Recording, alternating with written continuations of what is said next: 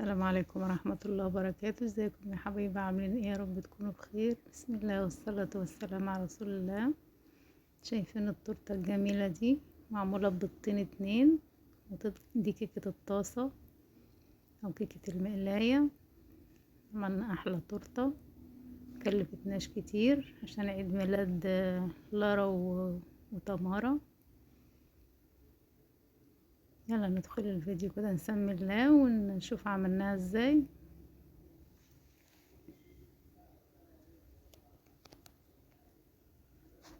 هتشوفوا المقادير معايا واحنا بنشتغل. جبت هنا الخلاط، خدت نص كوباية من السكر، هحط عليها كوبايتين من اللبن. مش هعاير لان انا عارفة المقدار. هضربهم الاول وبعد كده انزل عليهم بالمقدار التاني كده، واحدة واحدة.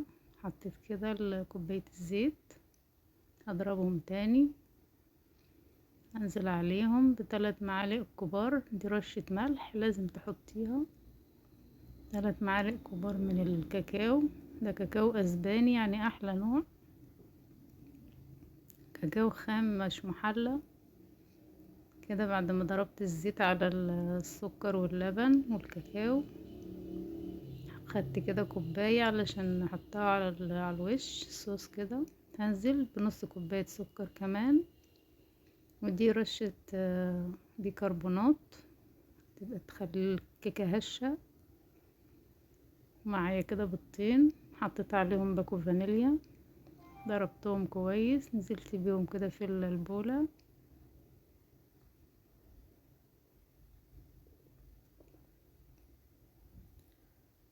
عندي هنا كوبايتين من الدقيق وباكو بيكنج باودر اللي هو 16 جرام، بيجي معلقة كبيرة.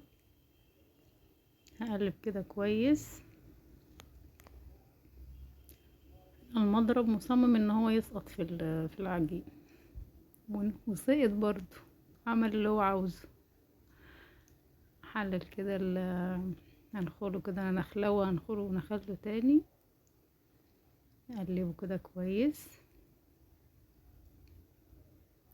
بقى بالقوام ده. بس لما قعد تقل وانا خففته، جبت كده طاسة، مش لازم تكون تيفال ولا حاجة، طاسة ألمونيا عادي. دهن الزيت كويس، بس تسيبيها تنشف، قصدي تسخن كويس.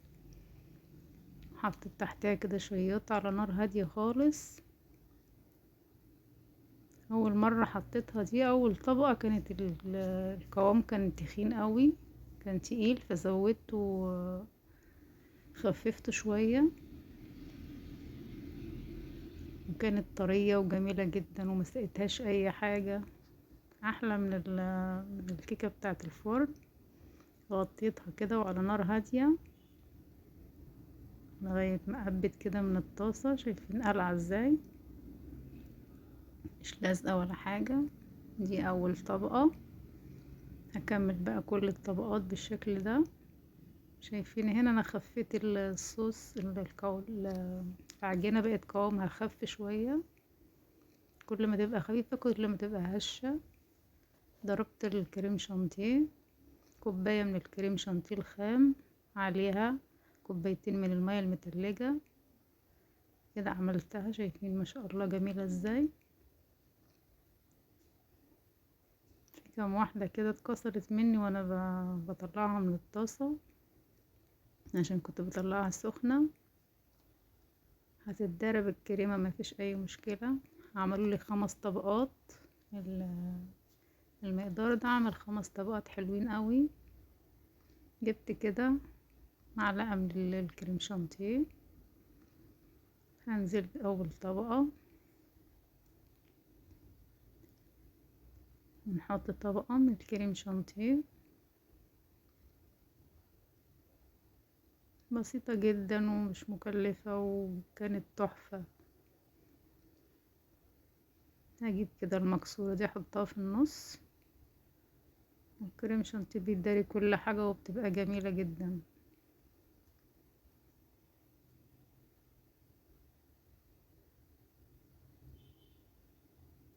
هكمل بقى بنفس الطريقة.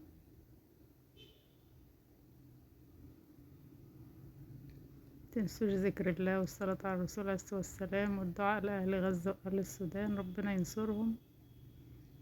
كده خلاص كملت كل الطبقات. هنبدأ بقى كده نغطيها بالكريم شانتيه واحطها في التلاجة. حطيت عليها كده الصوص وحطيت عليها كرات من البسكوت بالشوكولاتة جولد. تجيبي ابيض بقى، تجيبي جولد زي ما انتي عايزة. كتبنا عليها كده لارا وتمارا. يا رب تكون الفيديو عجبكم، بسيط وجميل ومش مكلف، وفرحي ولادك بأي حاجة. السلام عليكم ورحمة الله وبركاته.